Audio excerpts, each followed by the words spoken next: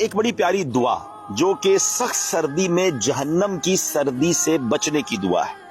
فرمان مصطفیٰ صلی اللہ تعالی علیہ وسلم، جب سخت سردی ہوتی ہے تو بندہ کہتا ہے لا الہ الا اللہ. آج کتنی سخت سردی ہے.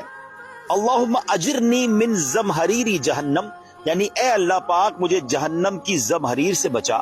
تو اللہ پاک جہنم سے فرماتا ہے میرا بندہ تیری زمہریر سے میری پناہ میں آنا چاہتا ہے تو میں نے تیرے زمہریر سے اسے پناہ دی. صحابہ کرام علیہ رضوان نے عرض کی جہنم کی زمہریر کیا ہے؟